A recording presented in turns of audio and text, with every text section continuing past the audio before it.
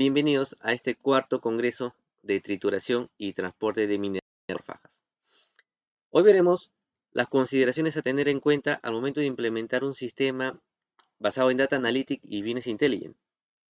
Mi nombre es Joan Salazar, soy ingeniero mecatrónico, tengo maestrías en ingeniería y soy especialista en implementaciones, Business Intelligence y Data Analytics. Hoy veremos estas implementaciones desde el punto de vista operativo. Empezamos definiendo nuestro objetivo. Queremos implementar un sistema Data Analytics, Business Intelligence, que engloba lo que es Machine Learning, minería de datos, Power BI, etc. Para eso, tenemos que identificar bien nuestro punto de partida, de dónde empezamos nuestro recorrido hacia la cima de la montaña, que es nuestro objetivo. Luego, la ruta a seguir, para luego identificar la estrategia adecuada a desarrollar durante esa ruta. Una vez que conocemos eso, profundicemos un poco más sobre qué conocemos y qué no conocemos sobre estas implementaciones. Todos hemos escuchado sobre data mining, machine learning, Power BI, pero probablemente no hemos escuchado a profundidad sobre estructuras de datos, SQL y no SQL. Probablemente habremos o no habremos escuchado sobre tecnologías de la información y el Internet de las cosas, el IoT. Habremos escuchado o no sobre temporalidades, que es una forma de estructurar la base de datos y va muy de la mano con tecnologías con el Internet de las cosas, porque el monitoreo es periódico y en base a una línea de tiempo. Aparte están los procesos ETL, ELT, que son procesos de extracción, transformación y carga, van netamente ligados al manejo de base de datos.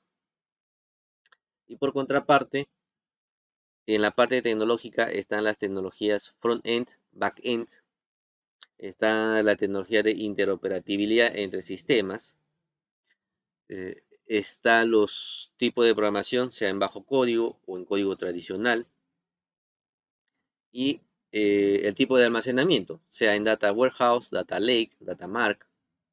Todos esos términos son muy importantes ya que intervienen con suma importancia dentro de estas implementaciones y es necesario conocerlas y definitivamente lo conocerán o interactuarán con estos términos, con estos conceptos durante su implementación.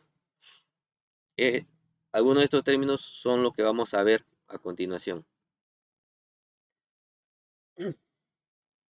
Empezamos identificando nuestro punto de partida. El nivel 1 es el nivel más básico, donde un sistema, un proceso no está recolectando data.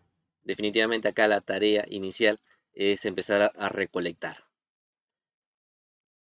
Hecho esto, ya estaríamos en un nivel 2, en donde ya tenemos data recolectando, tenemos personal que lo está haciendo, personal que está analizando esta data, pero lo usual es encontrar que varias áreas estén recolectando data, estén analizando esta data y estén dando resultados distintos. Eso es muy común. ¿Y por qué pasa? Porque justamente no hay una estructura y no hay un rol fijo que se encargue de esta responsabilidad de estructurar la data y de asegurar la calidad de la data y de los informes. Por lo tanto, acá el paso a seguir es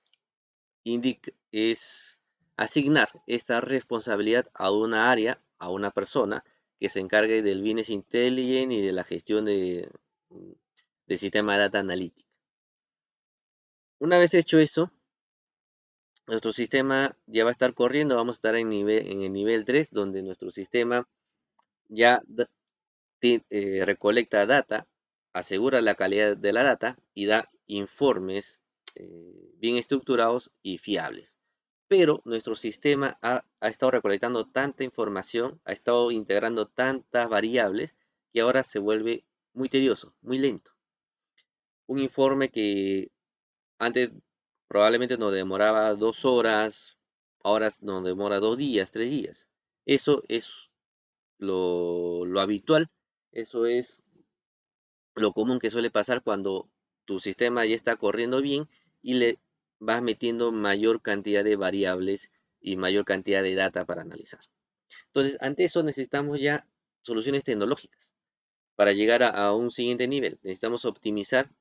Si teníamos un sistema solo en Microsoft, de- ya tendríamos que migrar a nuevas tecnologías en la nube, con mejores servidores, con mejores tecnologías, backend, frontend, etc. Hecho eso, estaríamos en un nivel 4, donde nuestro sistema ya es óptimo. Ya no tenemos demoras que sean propias del sistema. Los análisis demoran lo aceptable, son rápidos. Ya no, el personal ya no invierte tiempo en corregir el sistema, pero los informes siguen siendo descriptivos, siguen analizando el pasado, cuando ahora nosotros ya requerimos que se analice el futuro, que sean predictivos, que nos digan qué es lo más probable que pueda pasar. Ante esto, ya estamos muy cerca en la cima de la montaña y lo que nos, lo que nos restaría por implementar serían modelos Machine Learning. Para esto ya la inversión se incrementa sustancialmente con personal de Machine Learning y con tecnologías que puedan soportar este tipo de análisis. Entonces, lo más probable es que las empresas estén en niveles 3, 4 y que requieran una estructura de implementación. Esta estructura tiene 3 aspectos fundamentales: la complejidad del sistema que vas a implementar, la estrategia del desarrollo de tu sistema que vas a implementar y el enfoque del personal con respecto al business intelligence. Este personal va a implementar todo este sistema. Con respecto a la tecnología, a la complejidad del sistema, el sistema tiene que tener 4 grandes capacidades. La primera capacidad tiene que poder estructurar la información, la data, sea en SQL o no SQL. SQL es el lenguaje de estructuración por excelencia de la información, Structured Query Language. Y es la forma en cómo tú puedes organizar distintos tipos de bases de datos, eh, organizarlas, hacer que interactúen entre ellos de forma armoniosa para generar una sola base de datos de forma integral. Eh, Se escucha fácil, pero en realidad eh, tiene su complejidad para implementar. Necesitas saber de este tipo de lenguaje y ciertos parámetros para poder hacer eso. No es tan fácil como se escucha. Aparte de eso, definitivamente tienes que tener capacidad de almacenamiento. Una vez que vas almacenando cierta cantidad de data, el almacenamiento no es gratuito, el sistema no rinde como rendiría tu computadora. Entonces necesitas grandes capacidades de almacenamiento de respuesta del computador, sea un servidor físico o un servidor en línea en la nube. Por otro lado, tienes que tener una capacidad de coleccionar datos. Esto está muy ligado a la primera parte de estructuración de datos, porque tu sistema tiene que tener capacidad de estructurar datos, pero tiene que llegarle datos también de forma rápida y fiable. En la capacidad de coleccionar datos se suele ver que, un ejemplo, yo voy a monitorear un equipo, voy a monitorear la temperatura de este equipo y lo más probable es que recopile la información en una hoja. Esa información de ahí lo voy a tener que pasar a un Excel y para luego pasarlo a mi sistema. Esto es muy habitual que suceda y acá no tenemos no tendríamos esa capacidad de recolección de datos. ¿Por qué? Porque mi sistema requiere que sea alimentado con data al instante para que ellos puedan analizar de forma rápida. Entonces, ¿cuál sería un buen sistema de recolección de datos? Que mi equipo de medición de temperatura se conecte con mi sistema por medio del Internet de las Cosas, que mi equipo envíe la información a la nube de todos esos valores y mi sistema lo recolecte de forma automática y lo almacene de forma automática y convierta esa data dentro de mi SQL de forma entendible. Acá entran los procesos ETL, ELT, justo que mencioné. Pero bueno, vamos a solo mencionarlos. Entonces, este es la mejor capacidad de colección de datos. ¿Por qué? Porque imagínense que tú tengas que colectar 300, los datos de 300 equipos y por equipo tengas 5 variables por recolectar. Ya te vas dando cuenta que es mucho más eficiente recolectarlo de forma online, de forma en línea, para poder analizarlo continuamente, porque si lo haces de forma manual, en el ejemplo que mencioné, probablemente tengas data desfasada por una semana, porque a la persona no le va a alcanzar tiempo para migrar o transcribir toda esa información. Y por último, la capacidad de interoperabilidad. Usualmente tenemos en la empresa varios sistemas que están trabajando a la par. Tengo mi sistema de Business Intelligence, pero aparte tengo mi otro sistema, un ERP o un sistema que vaya recolectando variables de mis equipos. Este sistema puede ser de una marca y otro sistema de otra marca que recolecta la variable de sus equipos. Entonces, ante eso, como lo usual que uno tenga que hacer para migrar la data de un sistema a otro sistema es justamente bajarlo en Excel, luego cargarlo. eh, Eso también provoca que se pierda tiempo y provoca que se incluya una variable de error, eh, lo cual no, no es aceptable y acá es donde se tiene que tener una capacidad de interoperabilidad. Que mi sistema pueda jalar la información por medio de APIs o por medio de web service de otros sistemas de forma automática y de forma online, sin la intervención de una persona. Y esas son las capacidades que tiene que tener nuestro sistema. Y, y ahora, sobre la complejidad del sistema. El sistema va a tener dos tipos de desarrollo, sea por bajo código o por código tradicional, high code. En el bajo código es una terminología que viene ganando popularidad porque estos sistemas son brindados por empresas en donde el usuario ya no tiene que saber lenguaje de programación, le basta con saber un mínimo del lenguaje de programación para que a través de esta plataforma pueda programar ciertas variables, ciertos bloques que le permita simular un sistema complejo, incluso a aplicar Machine Learning sobre variables de entrada y obtener justamente el objetivo esperado. Por eso, estos sistemas son muy, muy útiles cuando tú tengas un alcance muy específico, un objetivo muy específico y por ende vas a tener un alcance limitado. Pero que te va a servir muy bien, pero solo en ese rango. Las personas que intervendrían sería como mínimo una sola. Con una sola persona no bien puede ser todo un sistema de bajo código, porque va a requerir que solo tenga niveles moderados de tecnología de la información de conocimientos de tecnología de la información y niveles moderados de Machine Learning. También por ese motivo, los tiempos de implementación y los costos van a ser bajos. Sin embargo, quien lo cree, la empresa que lo crea, no va a ser dueña de este sistema. Los dueños van a ser las plataformas que te brindan el acceso a este sistema.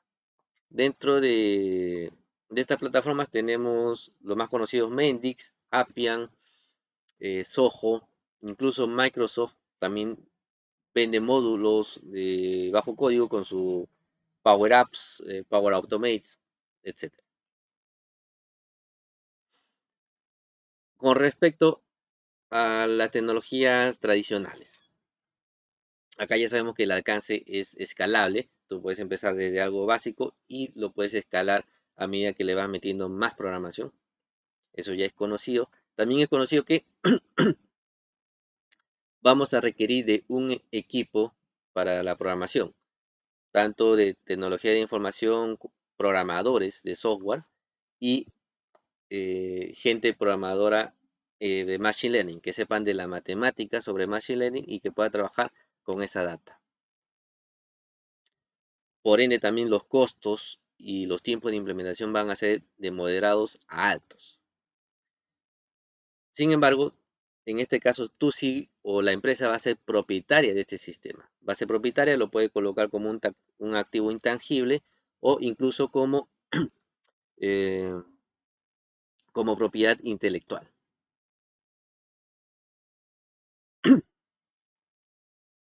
Entremos más a detalle en las estructuras. En la estructura de bajo código, como ven, es un sistema embebido en donde tú vas a tener todos los módulos y vas a poder recolectar data de tus dispositivos por medio del Internet de las cosas e incluso otra base de datos en SQL o en Excel. Dentro de esta plataforma, por medio de código simple, incluso algunos por diagrama de bloques, vas a poder estructurar toda la matemática que requieres, todo el análisis que requieres para obtener un resultado. Ese resultado lo vas a mostrar a través de esa misma plataforma a tu usuario. Ahora, la diferencia con el código tradicional, que ya no es tan tradicional porque ha evolucionado un montón, es que se separa, o ahora es separado por tres grandes grupos, lo que es el backend, lo que vendría a ser el tratamiento de la data, de las entradas, y acá es donde se aplica el Machine Learning. El front-end, que vendría a ser el tratamiento de las páginas web o de lo que ve el usuario en general. ¿Cómo se conecta el backend con el frontend? A través de los APIs. Todo eso es un sistema tradicional. La ventaja es que el backend va a poder recepcionar mayor cantidad de entradas.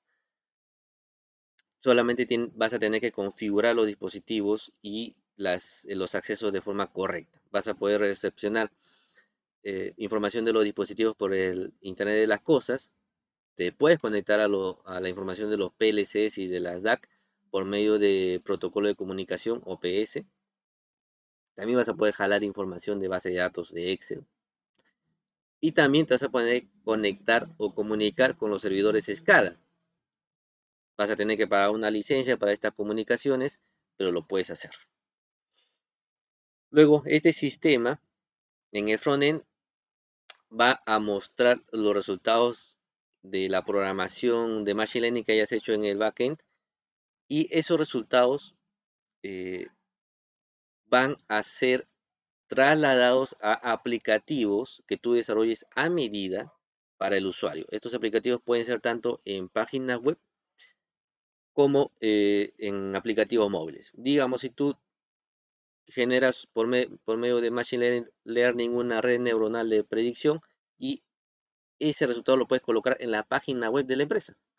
Por medio, acá es donde entra el frontend y el aplicativo web que le menciono y el usuario va a poder hacer uso de eso. Como la diferencia que acá tú lo puedes hacer en la misma página web de la empresa mientras que en el bajo código tienes que entrar a la plataforma de esta empresa que te brinda el servicio.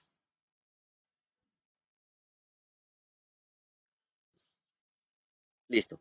Eso ha sido por la parte de sistemas. Ahora, en el segundo aspecto, que son los roles de Business Intelligence, dentro del grupo de personas de Business Intelligence entran distintos tipos de roles. Está el analista de Business Intelligence, está el analista de datos, está el Data Science, el científico de datos y el ingeniero de datos. Todos tienen distintos tipos de roles, tienen distintas especialidades, pero con, van a tener los tres que tener, o los cuatro, estos tres grandes aspectos de conocimiento. El primer conocimiento es sobre tecnologías de la información, claramente, saber sobre base de datos, adquisiciones de datos, conexiones, definitivamente. En la parte operativa, eh, acá es donde se empiezan a diferenciar entre estos profesionales que son del sector y de los cuales los que no son del sector. ¿Por qué es importante?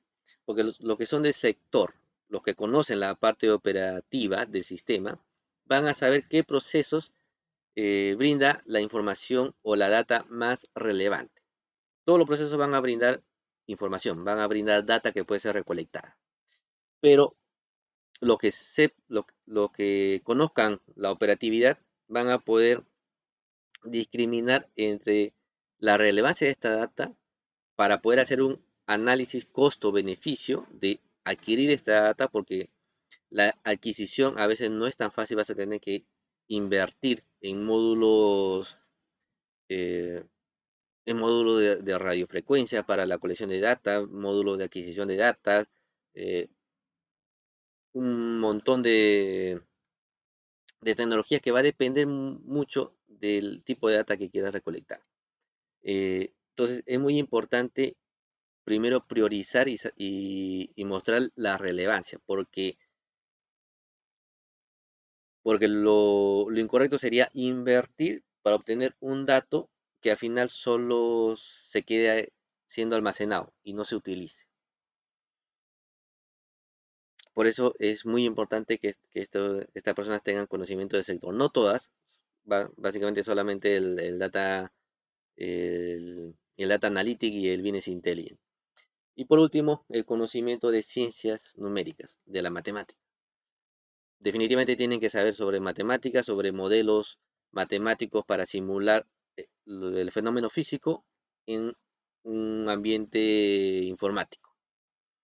Y estadísticas determinísticas y holísticas, la matemática de estas estadísticas y la matemática que antecede al Machine Learning. Como les explicaba, tenemos distintos tipos de roles. El jefe de Business Intelligence o un analista de Business Intelligence, un analista de datos, un ingeniero de datos y un científico de datos, que van a aportar en distintos tipos de niveles, sea más en procesos o más especializados y en análisis más descriptivos o más predictivos. Imaginemos que estamos creando una área. El, el analista de Business Intelligence va a estar más enfocado en los procesos, porque va a conocer más de la parte operativa, pero no va a saber tanto de la matemática, de estadística y de machine learning. El analista de datos va a ser más equilibrado, no va a tener tanto conocimiento de procesos, pero sí más conocimiento de estadística. Y finalmente el ingeniero de datos y el científico de datos van a ser más especializados. El científico de datos va a ser más especializado en la matemática de machine learning, no va a saber mucho del proceso de negocio, y el ingeniero de datos va a ser más especializado en las tecnologías de la información, en los lenguajes de programación que se requieren para poder soportar toda esta matemática. Entonces, en la implementación iría de esta forma. Empezando, eh, el analista de Business Intelligence con el analista de datos trabajarían con la identificación de, de los indicadores, de las variables que se requieren, trabajarían con asegurar la calidad de esta data para desarrollar un análisis descriptivo sólido y por ende estarían creando un sistema de Business Intelligence básico.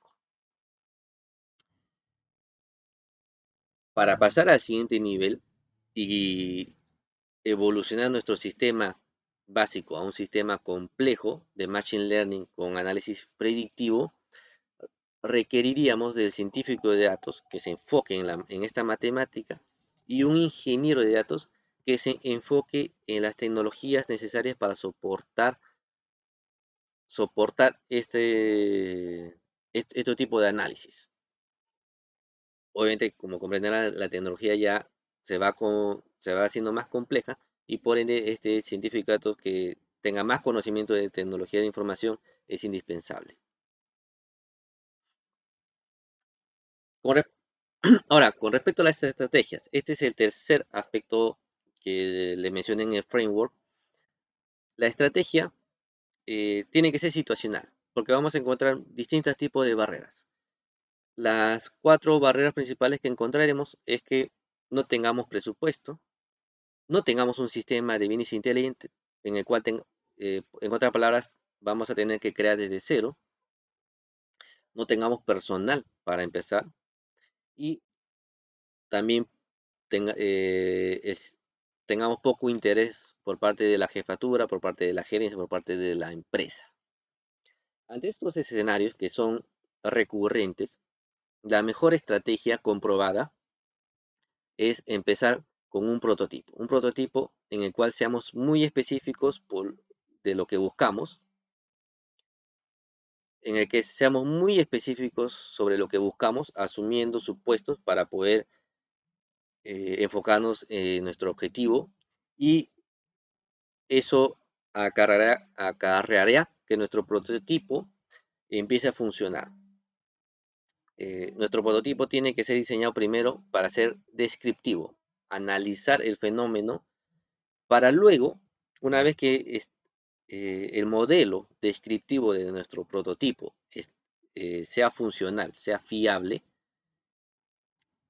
añadirle matemática de Machine Learning para que pueda ser predictivo, pasar de un modelo descriptivo a un modelo predictivo. Entonces, la creación de prototipos comprobadamente es la mejor estrategia. ¿Y en qué se basa esta creación de prototipos? ¿Por qué es la mejor estrategia y por qué viene dando mejores resultados? Esto se explica por medio de una tendencia actual sobre el manejo de proyectos ágiles. Incluso el PMBOK lo ha incluido dentro de uno de sus capítulos. El manejo ágil tiene distintos tipos de metodologías. Una de ellas es la framework Scrum, en donde dentro del framework se habla sobre el producto mínimo viable, el MVP. Este producto mínimo viable se diferencia del desarrollo tradicional en donde tú desarrollabas tu alcance del proyecto y lo seguías desarrollando de golpe hasta el producto final. Eso tomaba generalmente bastante tiempo. Un proyecto tecnológico de esa magnitud probablemente te tomaba un año y medio, y muchos tiraban la toalla porque era demasiado tiempo. En un proyecto ágil, un MVP, tú desarrollas el producto mínimo viable, lo que requieres para ser funcional con pocas características. En este caso se ve ejemplificado por una bicicleta. Entonces tu sistema ya está funcionando. No tendrá muchas características, pero ya te está dando lo que tú requieres. Eso acorta mucho el tiempo. Tu sistema pues ya puede estar dando tus resultados a los 3 meses, 4 meses. Y una vez eso, mejoras tu sistema con mayores características que le den más potencia. En este caso pasa de una bicicleta a una motocicleta, dando mayores valores, dando mayor tiempo de respuesta, dando mejores análisis.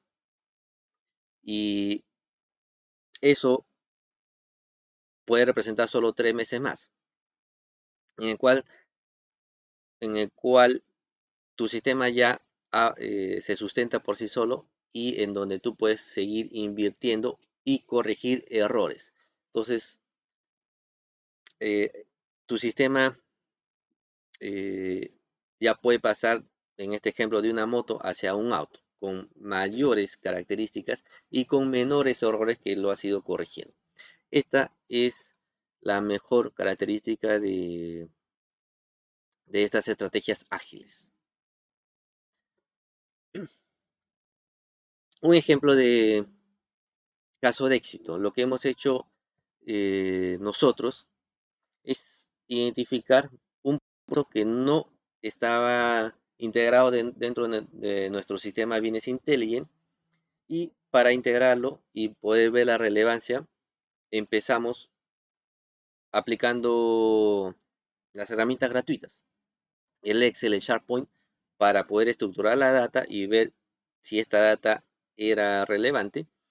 Una vez hecho eso, vimos que sí tenía potencial y aplicamos un software on-premise en Java, cliente-servidor, para poder estructurar bien la data con SQL. Una vez que estructuramos bien la data y todo el lenguaje que necesitábamos, vimos que sí estaba dando buenos resultados por medio de un análisis descriptivo. Entonces, queríamos mejorar la tecnología porque ya el sistema se estaba saturando, justamente lo que le mencioné en los niveles 3, 4. Entonces, migramos a una plataforma en la nube. Acá, con la inversión iba incrementando los distintos tipos de pasos. Con la migración en la nube, ya nuestro sistema corría de forma más rápida, con menos errores, y daba más tiempo al análisis y no a la corrección de errores. Entonces, con nuestra plataforma en la nube, decidimos complementar con otros sistemas de bajo código para poder potenciar el análisis descriptivo que estábamos obteniendo. Este sistema bajo código fue con el Power Apps y el Power BI, que son gratuitos si tú tienes una cuenta en Microsoft. Y, y, con, y con eso completamos nuestra fase de análisis descriptivo, por el cual ahora quisimos migrar o queremos migrar a un análisis descriptivo, Machine Learning, para lo cual volvimos a hacer la estrategia de prototipo y empezamos a analizar la data por medio del software MATLAB para crear una red neuronal que nos prediga el tiempo medio entre fallas futuro. Eh, esta red ya está funcionando, nos está dando buenos resultados en este prototipo, y queremos llevarlo en línea a nuestro sistema ya creado. Esto lo haremos a través de una integración con el sistema de bajo código de Power BI y Python, los scripts de Python que te permite Power BI, y con esto cerraríamos el círculo de la implementación del sistema. Hablando un poco sobre cuál ha sido nuestro prototipo mencionado sobre predicción de tiempo medio entre fallas, eh, este prototipo se basa en una red neuronal que prediga el tiempo medio entre fallas. Como ven en la imagen, en la gráfica de la derecha, la línea en azul es el tiempo medio entre falla real, y la roja es el tiempo medio entre falla predicho por el sistema. Como ven, acá el error es bajísimo, por lo cual nuestro sistema ha estado dando buenos resultados, y ahora sí ya le podríamos pedir análisis predictivos, para lo cual muestro el complemento de la imagen solo de la línea en rojo, en donde esto vendría a ser lo que predice el sistema. Como ven, nuestro sistema tiene un límite de solo predecir 20 periodos en el futuro. Mientras más se alarga el periodo, la fiabilidad de la predicción va bajando.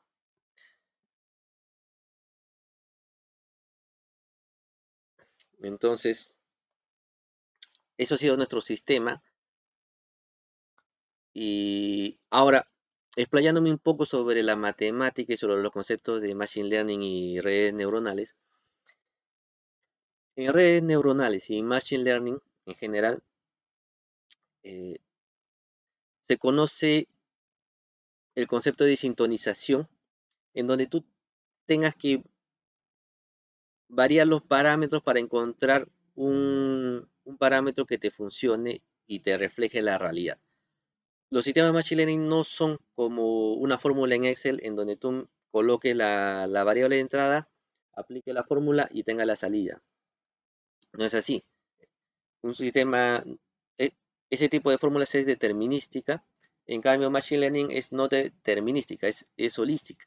Entonces, tú tienes que ir moviendo, sintonizando los parámetros para encontrar un, un modelo que funcione correctamente. Y no, generalmente, no es el modelo que tenga el menor error, no es el más adecuado. ¿Por qué? Porque existe un concepto de error de entrenamiento en donde el error se reduce tanto a cero, pero tu red queda sobreentrenada y solo funciona con la data de entrenamiento y no funciona con la data nueva que puedas ingresar.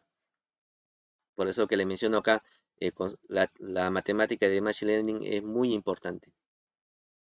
Acá le estoy mostrando en la imagen los distintos tipos de juego de parámetros que hicimos para seleccionar la mejor red neuronal.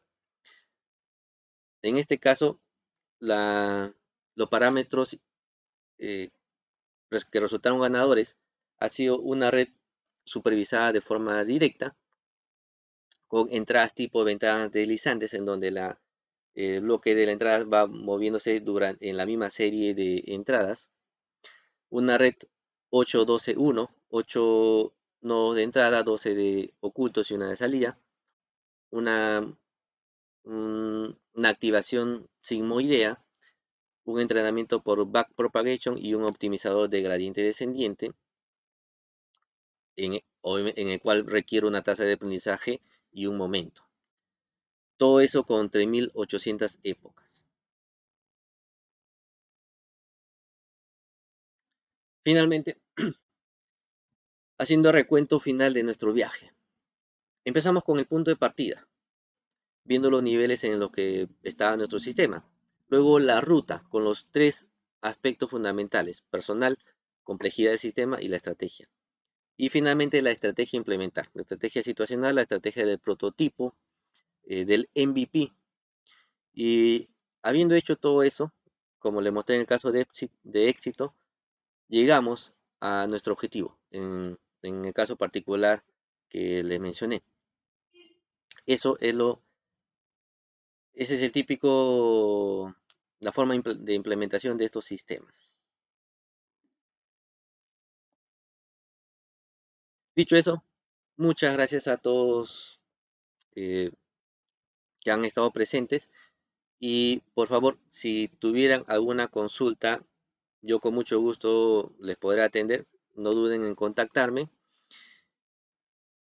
y por favor sigan disfrutando de este gran congreso.